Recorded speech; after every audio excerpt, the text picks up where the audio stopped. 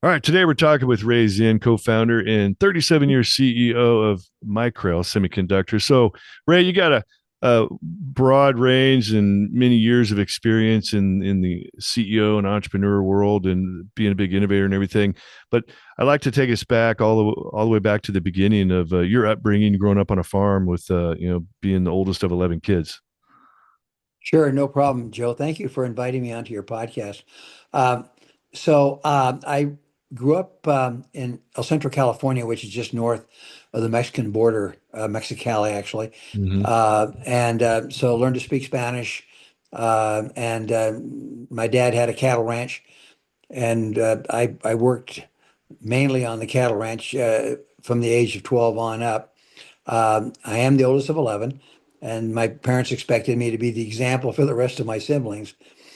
I graduated from high school and down in Southern California and went to Brigham Young University in Provo, Utah, got a degree in engineering, and then went to the Bay Area, San Francisco Bay Area, where I became a ballistics engineer for United Technology, designing rocket motors, the SRB for the shuttle, actually. So I was involved with that. And then my father-in-law, I actually got married, my sweetheart, in San Jose, California, in 1961. And her father was working for Fairchild Semiconductor, a startup. Goes back to time of Bob Noyce and Gordon Moore and so forth. In 1957, they started Fairchild, and then I joined them in 1963, Hmm. and spent 3 years with Fairchild, and really fell in love with semiconductors. So then, in 1976, I got into a kerfuffle with my employer, who made equipment for making semiconductors. I had developed a piece of equipment called a Wafer Stepper, and uh, and they gave me a hard time about it, and because it was expensive to design and develop. And so then in 76, middle, actually June or July of 76, I came home, flew home from LA, and went into the house. My wife was there to greet me with her arms wide open and to give me a hug and welcome me home. And I said, I'm never going to work for anybody ever again. And she said, "Oh, really?" And I said, "No, I'm done. I'm done." And so I resigned from my company in LA, and even though I was living in the Bay Area, uh, I was a sales guy for that company. Uh-huh. And so then I said, what should I do? What kind of business should I get into? And I had no idea, because I all I said to her was, I'm done. I'm not gonna ever work for anybody ever again, because Yeah. I got kind of tired of the rat race. And I'd always wondered, how do these people start their own companies? How do they become an entrepreneur? Right. And so I got my master's if in San Jose State, in business. I got a master's in business in 1968. And so I think I'm a big businessman, because I got this college education. And so I was convinced that I could do it. I mean, even though I had no idea what I was going to do. It's kind of like, we were talking about, the veterans that leave the military, and then what do we do now? Yeah. We've now left the military, and now we got to figure out what we're going to do with our lives. And I Yeah. was in the same boat. I was exactly the same boat, Joe. Yeah, how What? many veterans getting out of the military say the same thing? I'm getting out. I don't ever want to work for anybody ever again. But Yeah. where do you go from Okay. there? Exactly. That's exactly where I was. Okay. And so I tried two or three different types of things. There's nothing wrong with trying. They said begin, the rest is easy. So you got to begin. And so, that's the part about, being an entrepreneur. You have to begin. Hmm. And you may not hit the ball out of the park on the first swing. You may end up with a few strikes, as you would. And that's what happened to me. I ended up with about three strikes. And that, and they say four strikes and you're out, or three, whatever, 3 strikes and you're out. I didn't give up. I mean, I just absolutely refused to throw in the towel. So then, in 77, 1977, I have a friend that I worked with in semiconductors years before, and really a bright guy. And I said, "Hey, how would you like to start a semiconductor company?" And he said, I'm in." Okay. He said he was tired of working where he was and he wanted to be involved in a startup. And so then we said, well, we didn't want to be venture funded. That wasn't in. I mean, because again, if you're going to be venture funded, you might as well work for somebody else. I mean, because that's what you're doing. You're working for the venture Yeah. company. Yep. And so I didn't want that. And so therefore I had to look for another source of income. I mean, not saying, what am I saying, investment. So I contacted several banks. I had about five or six banks, and none of them wanted to loan money to startup. Right. And because banks just don't do that. I mean, you got to be a profitable, up and running company for a bank to fund you. But I convinced them to do that, to fund it. But I had to put up half the money. So uh, I had about $300,000 between me and my partner and a few other people. I was able to, whoops, something's going on here. I'm sorry about that, Joe. Something clicked in. That's right. We can Uh, take a break at this point. Hold on just a second.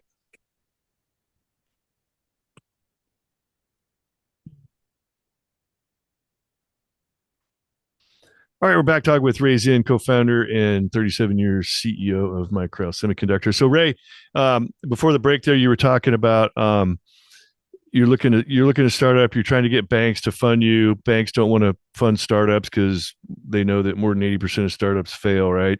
And you said you were able to gather about 300,000 between you, your partner, and some other folks. And I think the bank, you may have said something about the bank was willing to put up 50%, or you had to put up 50%. yeah, the bank's willing to put up half of it. So they gave us 300,000. So we had 600,000 between the bank and ourselves. Uh, the problem was that there was a very onerous covenant I had to adhere to. The bank said the only way we'd loan you money is if you're profitable every year. In other words, you can't be negative. In other words, you can't lose money. Hmm. And I said, well, how about if I have one loss in the year? And he said, no, you can't. Okay. Then they backed off and said, well, all right, you can lose money in one quarter, but you still have to be profitable for the whole year. So that was a pretty stiff a pill to swallow and Yeah. difficult to do. And I had to personally guarantee the loan. And so that was the other issue, was guaranteeing that loan personally, because my other partners didn't have the funds, didn't have the wherewithal Yeah. to personally guarantee it. So it was on my back to personally guarantee the loans. Anyway, to move on. So I had to change the business plan. So the original business plan was to start a semiconductor company with products. In other words, develop products and then get the company rolling on that, like most semiconductor companies. So here I have a company with $600,000 to start a semiconductor company. My competitors, or the industry, typically has around $50 million to start a company, and I'm trying to do it with 600,000. So Yeah. figure that, Joe. I mean, here I am gonna start a semiconductor company with 600,000. Everything's Everybody stacked against you. Everybody thought I was nuts. I mean, thought you're wacko. You can't do it. So I had to change the plan. I couldn't develop products because products take 3 to 5 years to really develop and get some traction. So I had to do a service company. In other words, I provide semiconductor services, which means I get paid on a monthly basis. And that's how we started and got the company rolling on that basis. We were profitable every year. And then in 1985, I was able to start developing my own products because we had sufficient cash flow and revenue to be able to develop our own products. And so we did well. Now, most startups in my field, in the semiconductor industry, try to go public within the first 5 to 7 years because that's what the venture guys want. But because I'm self-financed, as you would with bank, we couldn't move that quick, so I had to be patient. So In 1994, we were doing sufficiently well that we could take the company public. Huh. Uh, and so we did an IPO in 1994. But this became a real change in my life because I was on my road show visiting Europe, talking to some investment companies, and I lost my eyesight. I had a retina vein occlusion, which is like a stroke Mm. in your eyes instead of your head. It's in your eyes, and so I lost my vision. So now the board's saying, "Well, what are you going to do? You know, you're now blind. How are you going to run the company?" And I said, "Well, let me think about that." And so made a matter of prayer, and finally went back to the board a few days later and said, "I'm going to run it. I'm going to go ahead and do it." And actually losing my vision, Joe, was a blessing because I became a better listener. In other words, you if you lose one sense, you develop Yeah. another one. And so I began to be a better listener, and it really helped me. I actually became a better CEO after having this adversity, this problem of losing my vision. Yeah. So here I am running a public company with no eyesight, I'm not totally blind. I'm just legally blind, Yeah. as you would. So I have good vision, but it's blurry, very, very blurry. So I can't drive. I don't have a driver's license. But here I am running this company very successfully.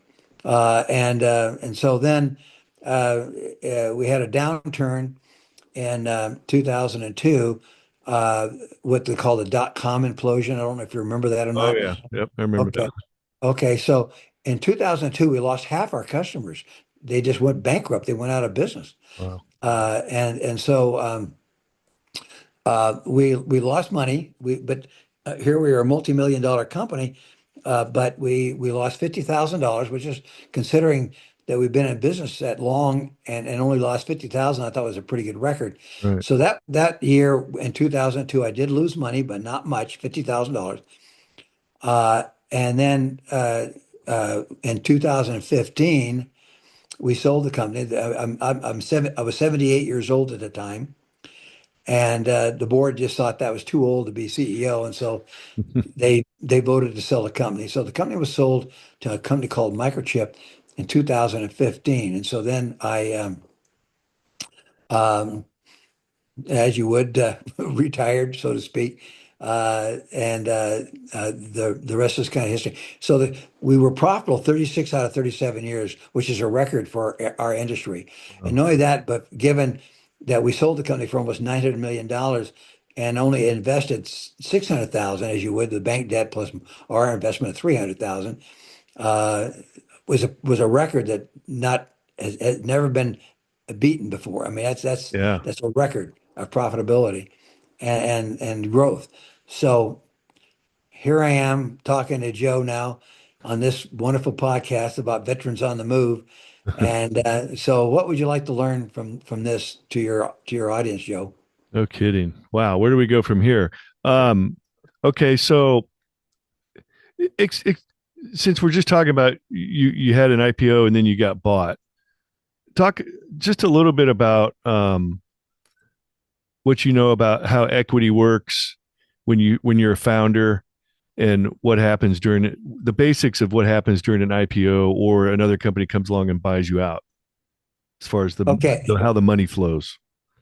okay. So between my partner and myself, we owned 100% of the company. It was split 60-40. In other words, I had 60% and he Mm-hmm. had 40%. We did offer stock options to our employees, and that did dilute us to some degree Mm-hmm. uh, because the employees were also owners. Um, so then, Now, let me uh, ask you a question, and this is real simple stuff, but it's kind of important for people to understand it. You own 60, he owned 40. So if you offer stock options, you're reducing some of your 60, he's reducing some of his 40 exactly. In other to words, give your employees stock options. Yeah. exactly. So Okay. then, if I offer 20% of the company to the employees, then my ratio of 60-40 is still there regarding my partner and myself. Mm, But the employees now own 20%. So then I own, what, 60 over 20 or 20 over 60 or whatever.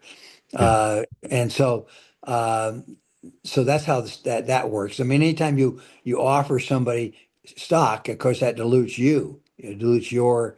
your ownership. When I sold the company in 2005, well, when you go public now, and that's another story because they're going to own a portion of the company Hmm. because they're also now buying into the program. And so uh, let's see, they we sold, I think, uh, about 20% of the company was sold to the in the IPO. Hmm. So then the public owned 20%. My employees had 20%, and then so that's 40%. And so then the other 60% was split between my partner and myself. Okay. Does that make sense? Yes. Yeah. Thanks for breaking that down because sometimes we just skip right past that, and I think for the common man, somebody who hasn't been through an IPO or large company purchase like that, it's interesting to see how the dilution of the shares and all that works. Yeah. So when we sold the company in 2015, I owned 22% of but at that point, I owned 22% of the company. Yeah. And And you sold it for, did you say 90 or 900 million? roughly 900 million. That's crazy. Yeah. So Uh, 22% of 900 million is essentially, yeah. it, and then, okay. So another question that somebody who's never had like, most of us listen to this podcast haven't ever had that happen.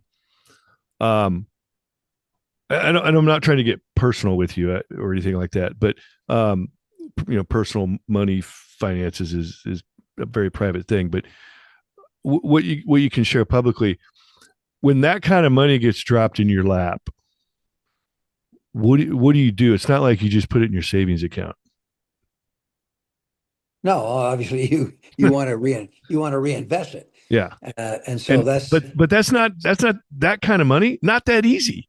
It's not really that easy to like if you've probably built up a pretty significant network in Silicon Valley at that point. So you had some of those channels and avenues open to you, but like somebody who happens to, hit it big with a company like that, it's like, okay, now where do you put the money? How do you preserve it? How do you not, make sure it doesn't go away?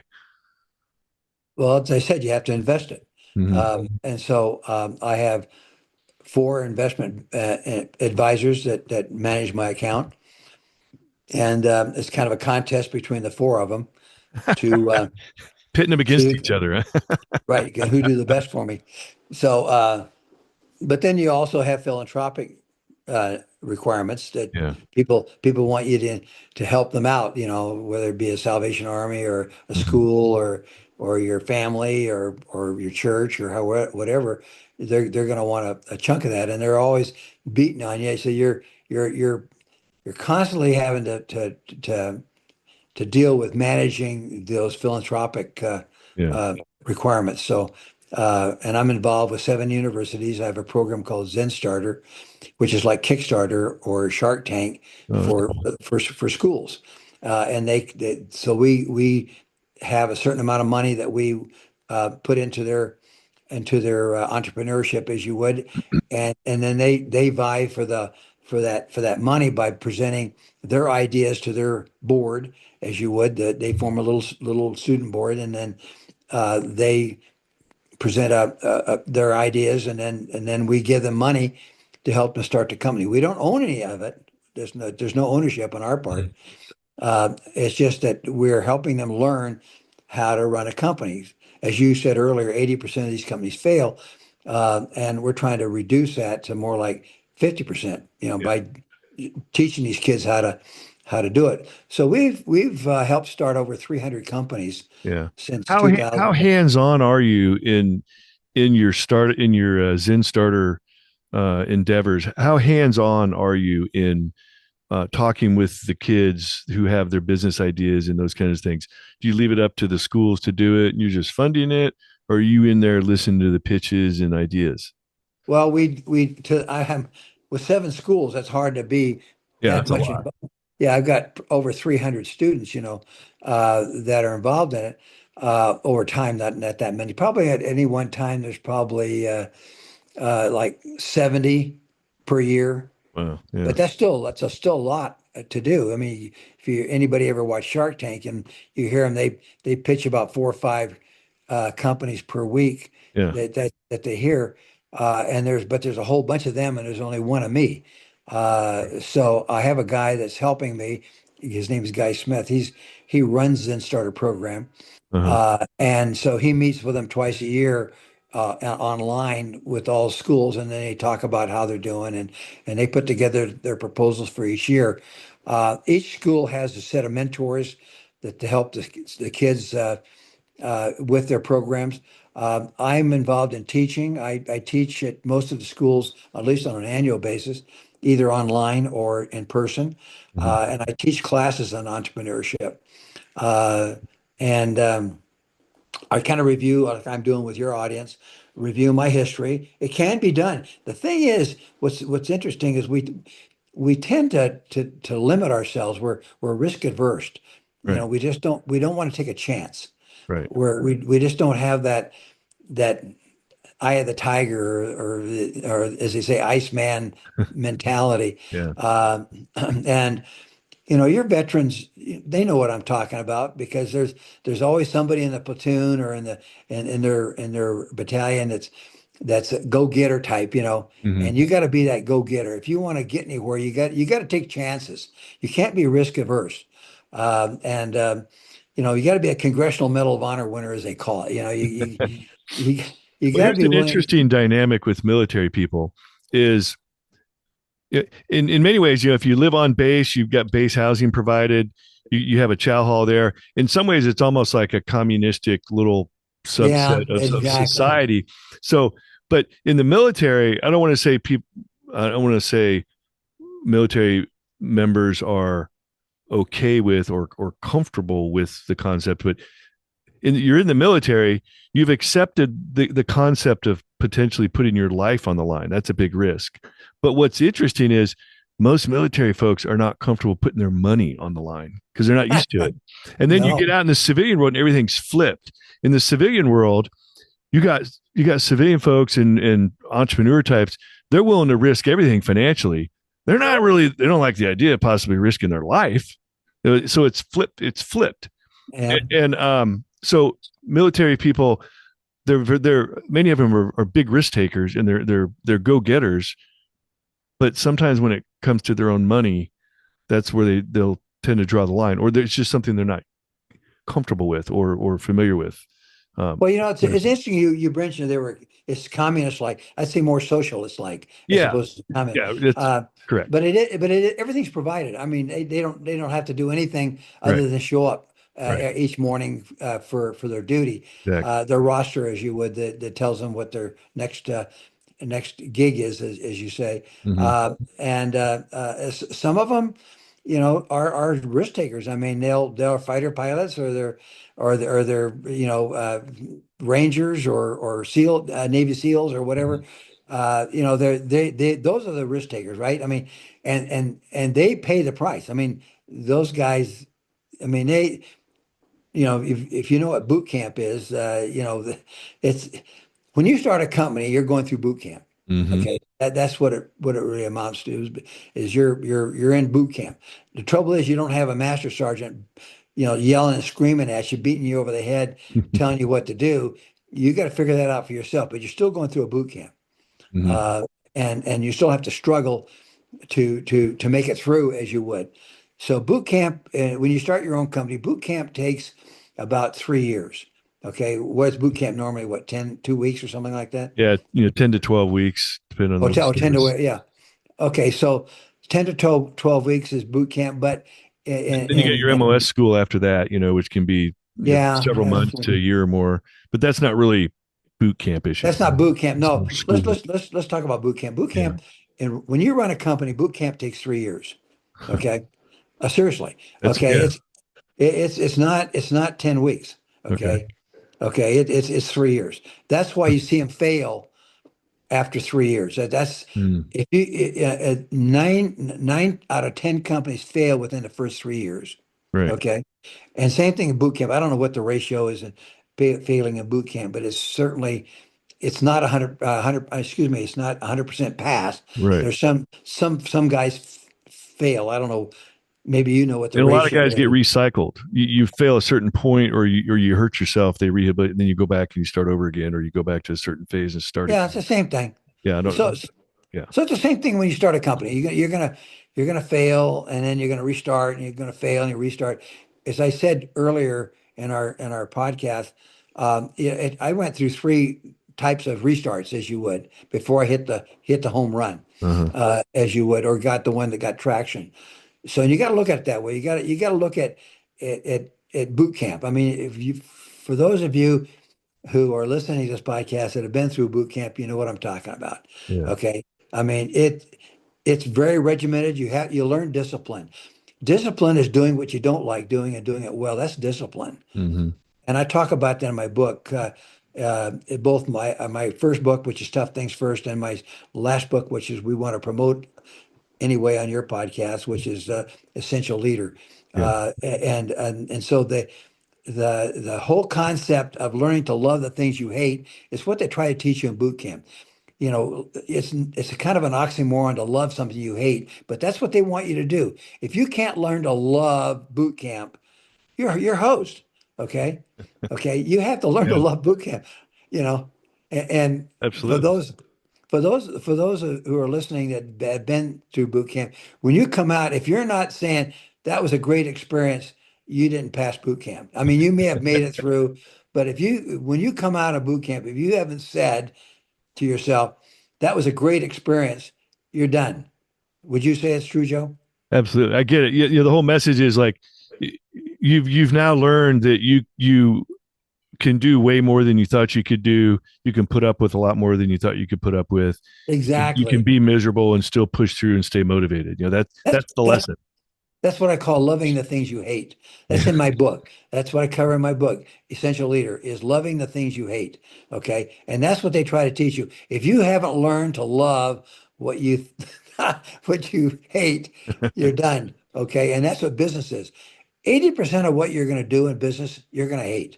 Okay. You're only going to like 20% of it. Right. Okay. It's just like boot camp. Okay. If you can survive boot camp, and running a company, we'll call boot camp is 3 years. If you can survive entrepreneurship boot camp, we'll call it, okay?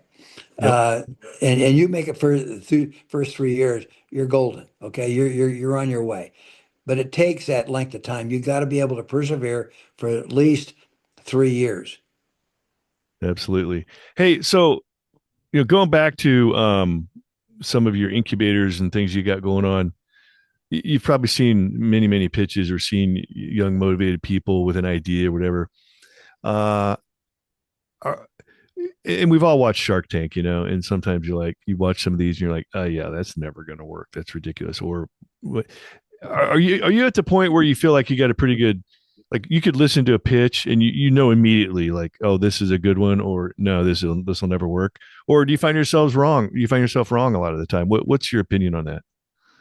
Um, okay, so if you think of decision making is like flipping a coin, half the decisions you make are good and half the decisions you make are bad. Okay. So that's just flipping a coin. Uh-huh. So when you learn to become a leader, and especially in my book, The Essential Leader, you're going to get to about 60 to 80% of your decisions are going to be good. Okay. So the difference between just the average person, which is 50-50, all right, you're Uh-huh. going to become a 60-80, okay, or at least 70-80 or something. It Okay. means you're going to make better decisions. So I won't say that 80% or 90% of my decisions on investing or starting a company are good. There you do miss, you do make some mistakes. But uh, I will say that because I have no regrets. In other words, we talk about having regrets is really what I cover in the book. Um, you making a mistake. We all make mistakes. The problem is not making a mistake. The problem is correcting it, Hmm. and that's the key to your audience is don't just accept the mistake and forget about it. No, fix it. Okay, so in my book, I talk about that. That you don't want any regrets. As long as you fix the problem, then no harm, no foul. In other words, Yeah. it's not an issue. So when I started my company, well, I should say started, when I ran my company for the 37 years, we went through eight downturns, Joe. Okay. Yeah. And I had to survive those. Okay. So, you're going to have ups and downs. If you look at the market, it's up and down all the time. But it's growing at the same time. In other words, it goes up and down, but it still grows. Right. And so the good entrepreneurs or the good leaders make 80% of their decisions are good. Okay, let's Mhm. say it that way. Sure. And so if you're just the average guy, 50-50, you're not going to make it. You can't make it by just being a 50-50 person. You got to be an 80-20 or 60-40 person Uh-huh. so that at least more of your decisions are good than are bad. And the way you do that, Joe, is you don't have any regrets. You fix all your problems. You fix your mistakes. You don't let them continue. They say if you repeat the same mistake over and over and expect a different conclusion, that's insanity. Yeah. Yeah. Okay.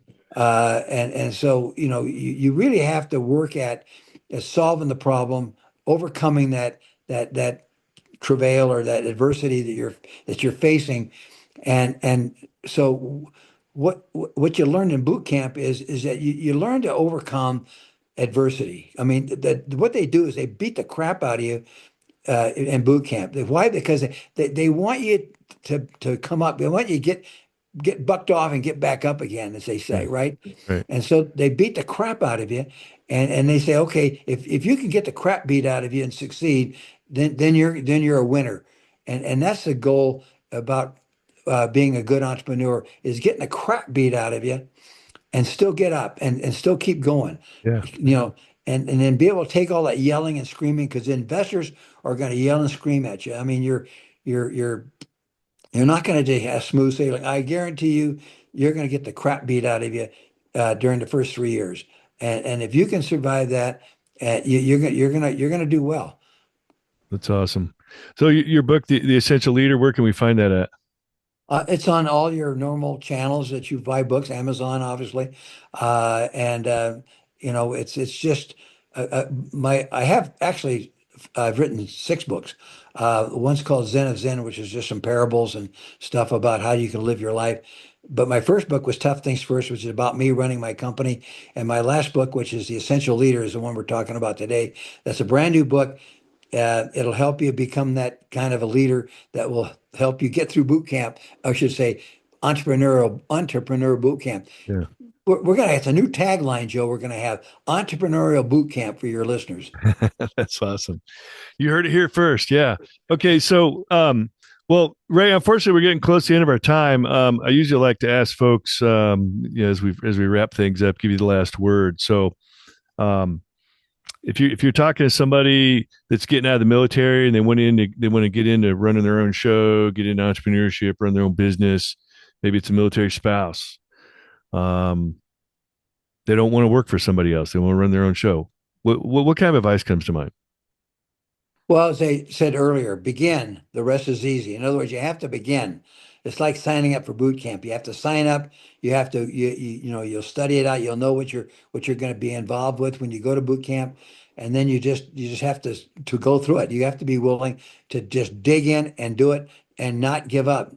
That little story about the little train that could. You just got to keep pushing. You can't give up.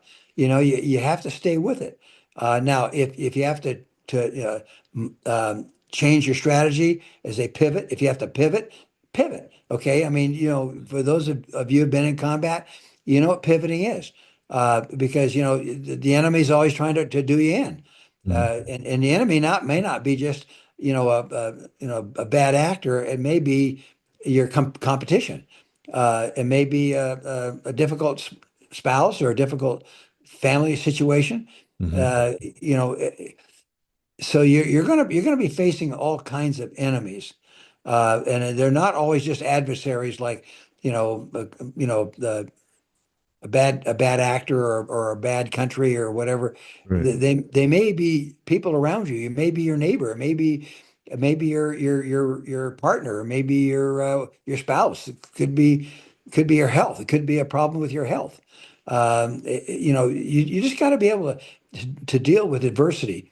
Waldo Emerson said that which you persist in doing becomes easier. Not that the nature of the task changes, but your ability to perform becomes easier. That's that boot camp that we're talking about, Joe. That Mhm. that entrepreneurial boot camp. If you're not willing to go through that entrepreneurial boot camp, just keep working for somebody else. Absolutely.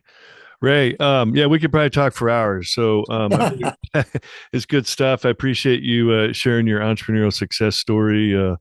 Appreciate all the philanthropic stuff you're doing to give back. It's great. It's awesome to have been to the top of the mountain and then be able to give back to others and stay in the fight, so to speak, with those that are still in the entrepreneurial struggle.